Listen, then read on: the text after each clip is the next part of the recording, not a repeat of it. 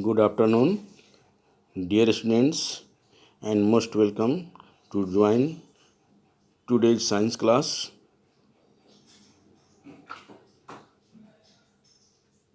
I hope all you study the some parts of this chapter because in the previous class I discussed with you heredity, sex determination, heredity, variations. ठीक है, that means कहने का मतलब ये है कि पिछले क्लास में we have completed the heredity, variation, genetics and rules for inheritance of traits. Traits का ट्रांसफ़र कैसे होता है, ठीक है। इसमें आप पढ़े थे rules of Mendel's, law of Mendel's कि ट्रेड्स का ट्रांसफ़र डिफरेंट थ्री वे से होता है, ठीक है।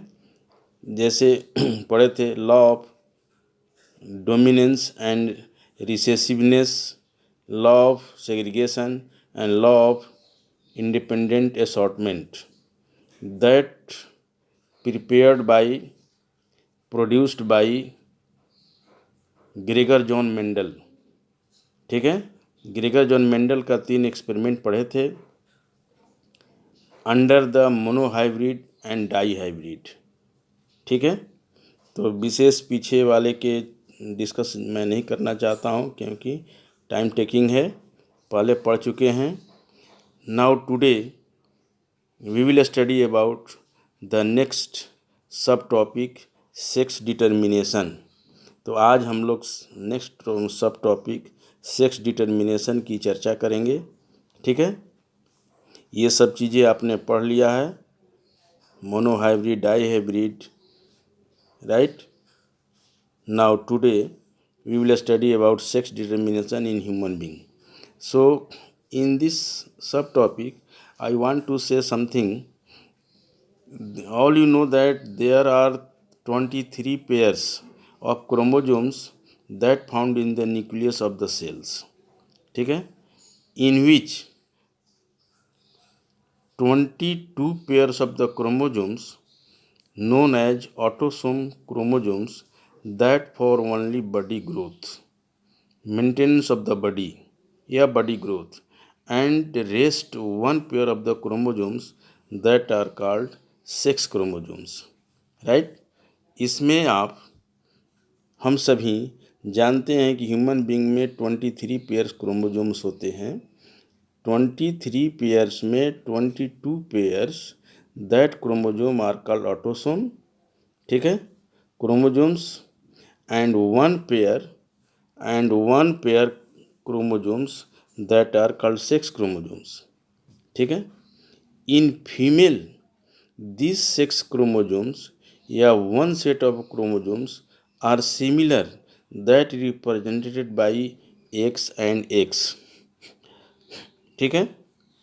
और and in male this sex chromosomes या one set of chromosomes that found in the male are called sex chromosomes that represented by X and Y.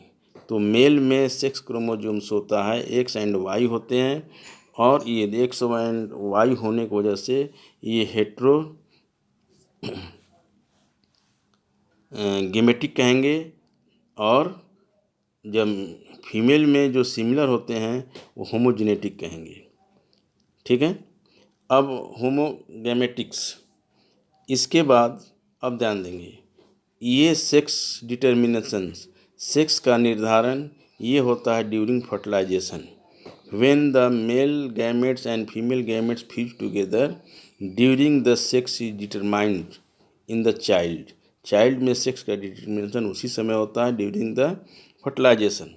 सो ध्यान देंगे, if A sperm having chromosomes If a sperm having X chromosomes fuse with an egg having X chromosomes, the child will be girls. याद रखें, male gametes known as sperm, उसका यदि sperm का X chromosomes fuse with the X of female X, यानी female gametes X जो है, X का X chromosomes और स्पर्म का एक्स क्रोमोसोम्स यदि फ्यूज करता है तब बनेगा X X, that represent the child will be girls.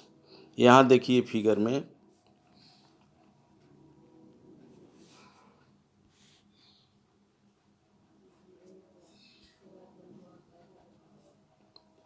ये आप देख रहे हैं, ये एक्स वाई मेल है और ये फीमेल है, ठीक है। इनका गैमेट्स एक्स वाई है, इनका एक्स एक्स है, ठीक है। If the X X gamete sperm, X gamete of sperm यानी X gamete of male that fuse with the X gamete of female यानी एक्स, तब ये बनेगा एक्स एक्स, इस तरह से डबल एक्स होगा और चाइल्ड क्या होगा, गर्ल या female, right.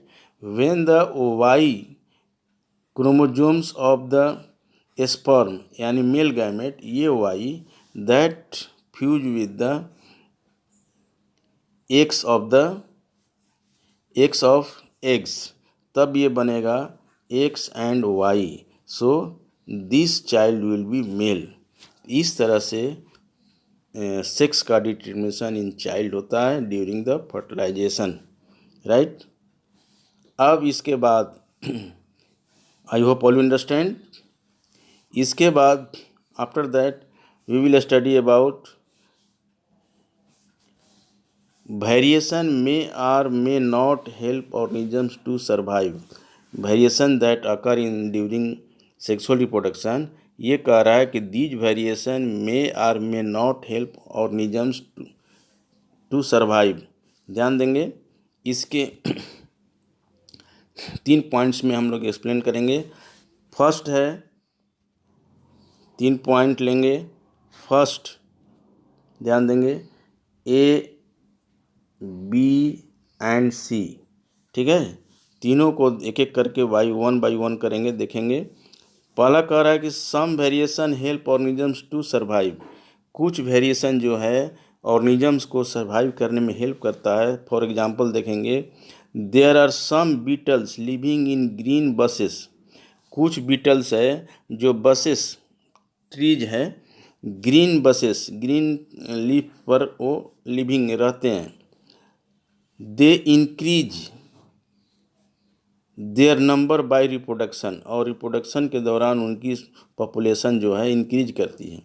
Crows can easily see the red beetles and they are eaten by crows, और क्रोज के लिए वो विजिबल होता है क्योंकि ग्रीन बसेस पर हैं रेड कलर का बीटल्स, तो वो विजिबल है। इससे क्या करेगा कि crows easily eaten it, crows can easily see the red यानी विजिबल है रेड बीटल्स को, and they are eaten by the crows, crows उसको इजीली ईट कर जाता है। During reproduction due to some variation some green beetles are produced instead of red beetles, तब reproduction के द्वारा रेड बीटल्स के जगह कुछ ग्रीन बीटल्स डेवलप हुए, which are not visible to crow and are not eaten by them, और वह crow के द्वारा ग्रीन बसेस और ग्रीन बीटल्स विजिबल नहीं होते हैं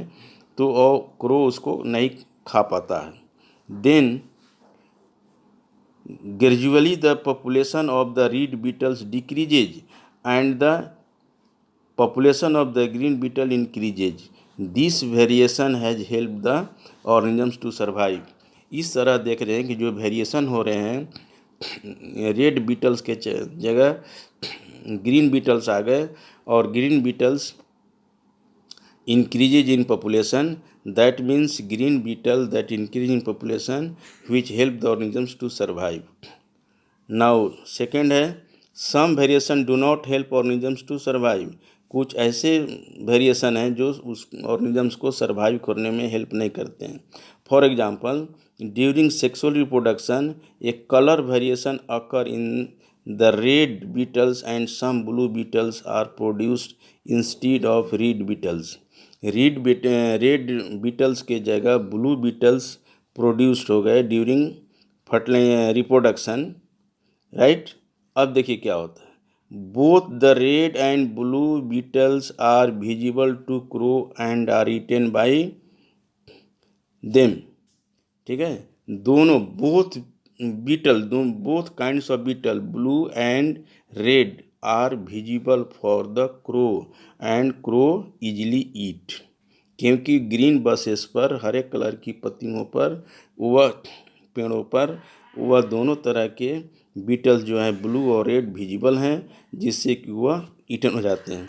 then the population of both red and blue beetles decreases. At result दोनों का पॉपुलेशन धीरे धीरे कम होता है. This variation has not help the organism to survive. इस तरह का वेरिएशन यदि रेड से ब्लू हुआ, वह blue variations in population does not help the organisms to survive. Now third है acquired traits cannot be passed from one generation to next generation.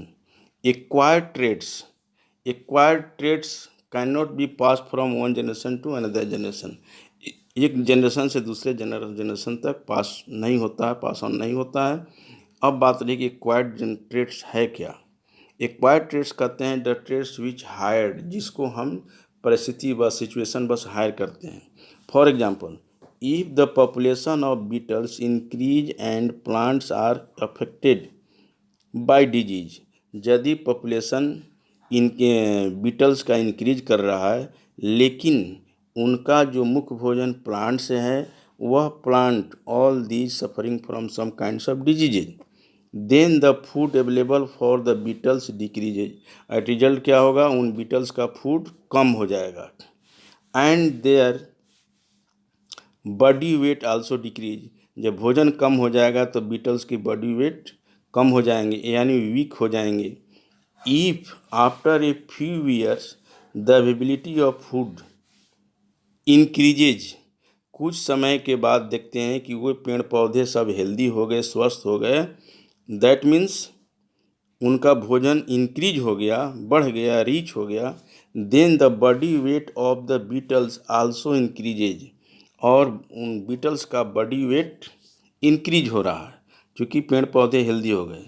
This acquired traits यानी बीच में जो उनकी बॉडी वीक हो गई थी वह दीज एक्वायर्ड, उसको कहते हैं acquired traits. These can not be passed from one generation to next generation. और इस तरह से देखे हैं वीकनेस ऑफ द बीटल्स. ये ऐसा नहीं है कि नेक्स्ट जनरेशन में सारे बीटल्स भी वीक होंगे, ऐसा नहीं है, क्योंकि वो pass on from parent to offspring नहीं होता है. ये सिचुएशनल है, कंडीशनल है. और इस तरह के ट्रेड्स को कहते हैं acquired traits. Acquired traits never be passed from one generation to another generation. Right. इसके बाद after that I discuss with you about speciation. Speciation का हम थोड़ा सा देखेंगे ये क्या है. Formation of new species from existing species. ठीक है. Formation of new generation from existing species.